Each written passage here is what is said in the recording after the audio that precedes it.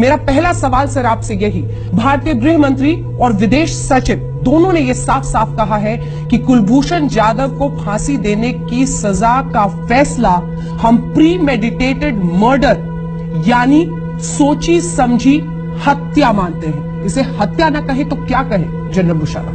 पहली चीज तो ये बिल्कुल गलत, ये प्री मेडिटेटेड मर्डर जो आप कह रही है, अभी तक तो वो जिंदा है, मर्डर तो हुआ नहीं है वो।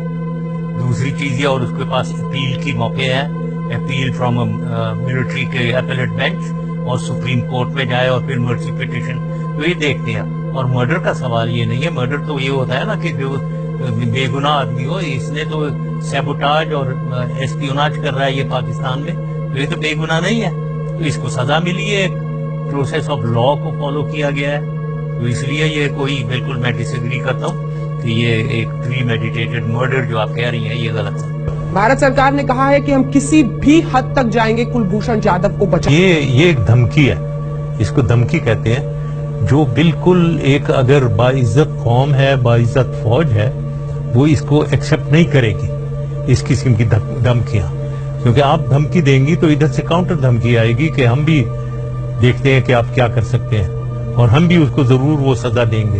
अब इसीलिए ये जो धमकियां आप दे रही हैं, इसीलिए फौज के कोर कमांडर्स मिले और उन्होंने आपको काउंटर धमकी दे दी कि हमने तो उसे जरूर हैंग करना है। तो ये जब ही होता है जब आप लोगों ने ऐसे हिस्टीरिया क्रिएट किया हुआ है और आप फोर्स कर रहे हैं एक रिस्पांस आर्मी की, हमारी आर्मी की तरफ से एक काउंटर ऑफेंसिव रिस्पांस, तो वो उन्होंने किया है। तो ऐसी एस्केलेशन इसी से होती है, आगे चलता रहता है। मैं हर मुमकिन कोशिश जो वो करेगा, अगर कोई पाकिस्तान के खिलाफ कुछ करता है तो हम उसको काउंटर करेंगे, हम उसका जवाब देंगे। जानकारी हासिल की थी क्योंकि सच्चाई ये है सर कि ईरान में एक व्यापारी, कौन आया आपसे, एक फॉर्मर नेवी ऑफिसर ईरान में व्यापार कर रहा था, वहां से तालिबान ने किडनैप किया और यहाँ पे पाकिस्तान में उसे बेचा गया और उसके बाद से एस्पियोनाज का ये पूरा केस चल रहा है। अच्छा, नाउ ये दोनों चीजें गलत हैं।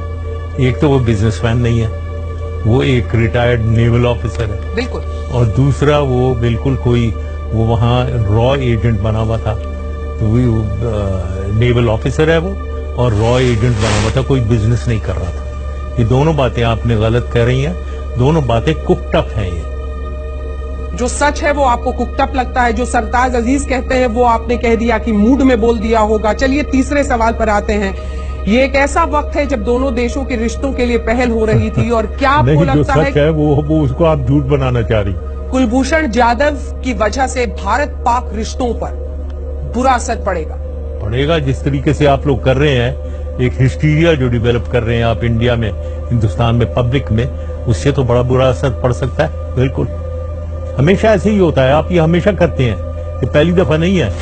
कभी भी कोई चीज होती है, उधर उड़ी हुआ तो उधर शुरू हो जाए, पठानकोट हुआ उधर शुरू हो जाए, हर चीज पे अगले सुबह ही आप कह देते हैं कि पाकिस्तानियों ने करवा लिया, ISI ने करवा लिया, ये है वो है, वो अगले दिन सुबह बगैर इन्वेस्टिगेशन के आप लोग शुरू हो जाते हैं और पब्लिक में एक हिस्टीरिया पाकिस्तान के खिलाफ विपक्ष करते हैं आप। ये तो आप लोगों की अपनी आदत बनाई हुई है आपने।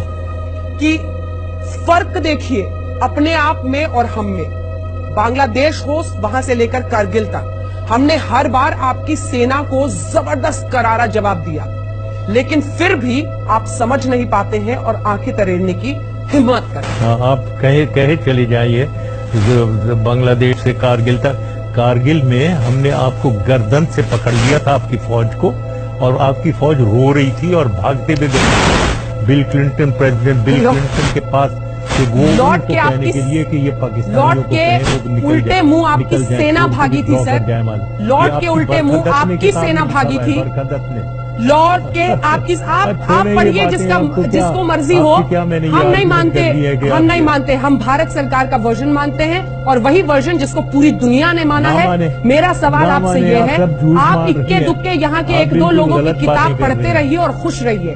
आप ये बताएं, आप कारगिल गई हैं कभी? और मेरे से आप कारगिल की बातें कर रही हैं जैसे आप गई हैं। मैं तो उधर एक एक चप्पा जानता हूँ और मुझे एग्जैक्टली मालूम है कितनी 5 जगहें जो थी और एक जगह आप लोग आए हुए थे, 4 का तो आपको पता ही नहीं था और अब शुरू ही नहीं हुए थे ऑपरेशन। ये आप लोगों को पता ही। आप लड़ाई लड़ते रहिए। सर्जिकल स्ट्राइक के जरिए एक बार फिर से घुस कर मारा है उन आतंकी कैंप्स में हमने, जहां पर आप आतंकवाद को पनपाते हैं। पेशावर याद कीजिए, पेशावर याद कीजिए सर, पेशावर में मासूम बच्चों की जान गई क्योंकि आप और आप जैसे सियासतदानों ने पाकिस्तान में सिर्फ आतंकवाद को जन्म दिया है और पाला पोसा है। आपको मुझे लगता है इस पर बहुत सीरियस जवाब देना चाहिए। मेरे ख्याल में बहुत सीरियस जवाब देना चाहिए। तमीज से बात करें और आराम से बात करें। बिल्कुल आराम से। तो लड़ाई कर रही है मेरे से, आप कोई आदमी हो तो मैं उससे लड़ूं, और आपसे यही पूछ रही हूं। आपसे क्या मैं लड़ूं? ठीक है, तो मैं लड़ना भी नहीं चाहता हूँ। चिंता ना करें, उसकी आप गोली चली जा रही है और अपने आप को आप इतना वर्कअप कर रही हैं, आपको ब्लड प्रेशर हो जाएगा। इतना ज्यादा वो ना करें, इतना ब्लड प्रेशर हो जाएगा आपको। आराम से। और आप भी काफी फिट दिख रहे हैं इंशाल्लाह। जो कुछ भी कर रही है, और छोटी बात करें ताकि मैं उसका जवाब भी दूं।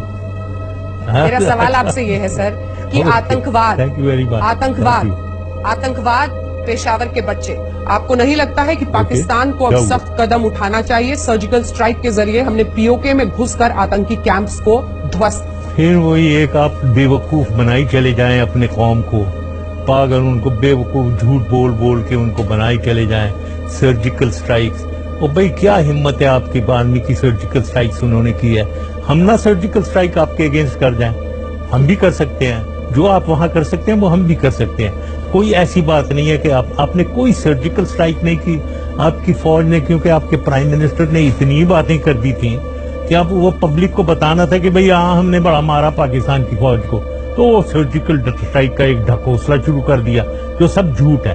कोई सर्जिकल स्ट्राइक नहीं हुई है वहाँ, ये सच्चाई है और मुझे मालूम है कि ये सच है, और आप झूठ बोल के अपनी पब्लिक को बेवकूफ बनाई चले जा रहे हैं। सर्जिकल स्ट्राइक्स हुई है और भारतीय सेना की जो जवान हैं और जो चीफ हैं उन्होंने बाकायदा उसके सबूत भी रखे थे, लेकिन और इसमें ये जो आपकी एग्रेसिव स्टांस जो है, जिसमें आप हमें कुछ छोटा दिखाना चाह रहे हैं या हमें बिल्कुल ऐसा दिखाना चाह रहे हैं जैसे हम कोई छोटा मोटा कोई मामूली सा मुल्क है और हमारी फौज कोई मामूली फौज है, ये मत करें, क्योंकि हमारी फौज बहुत ताकतवर फौज है, बड़ी बैटल हार्डन फौज है, और हमारा मुल्क भी कोई 20 करोड़ का अवाम है जो आपका मुकाबला पूरी तरीके से कर सकता है। तो ये बातें मत करें ऐसा, क्योंकि एस्केलेशन हो जाती है और जंग की तरफ आगे चलती है मामला। बात आराम से करें और जो भी लीगल प्रोसेस है उसको पूरा होने दें। ये मेरी एडवाइस है आपको, लीगल प्रोसेस को होने दें पूरा, और इसके बाद देखते हैं क्या हो सकता है क्या नहीं हो सकता है। हाँ। और आराम से पाकिस्तान से डील करें इस सिचुएशन हुए। पाकिस्तान की सेना ने एक बार फिर एक तरफा फैसला सुनाया है, उन्हें न्याय का कुछ भी अंदाजा नहीं है। सच है?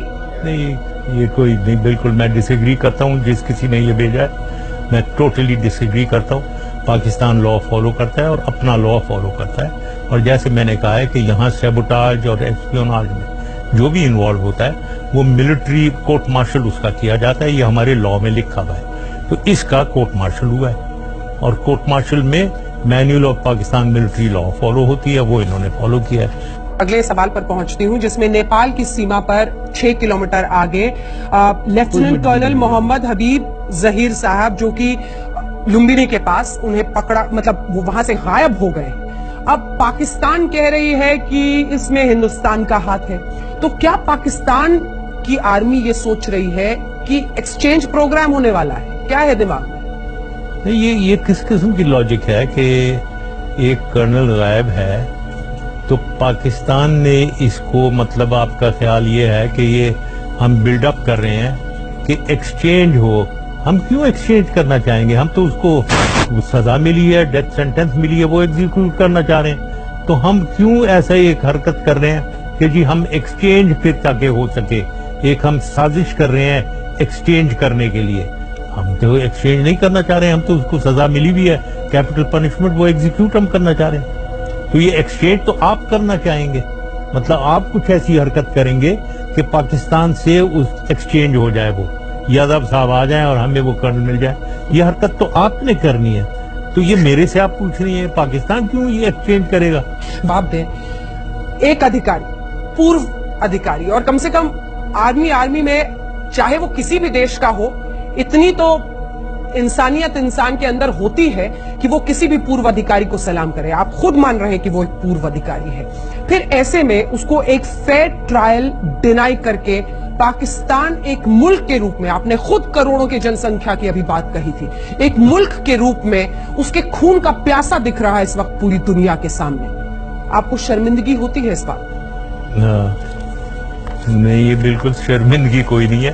फेयर ट्रायल, फिर वही आप कह रहे हैं फेयर ट्रायल नहीं मिला। बिल्कुल फेयर ट्रायल मिला, मैं तो मान ही नहीं रहा हूं। दूसरा ये कि जब एस्पियोनाज किसी ने किया हो और यहां इनोसेंट लोगों को मरवाया हो, कई अजमल कसाब लॉन्च किए हों और हमारे बॉम्ब ब्लास्ट करवाकर बेकसूर लोगों को मरवाया हो, उस पर क्यों मैं रहम दिखाना चाहिए? बिल्कुल रहम नहीं दिखाना चाहिए। बहुत बहुत शुक्रिया आपका।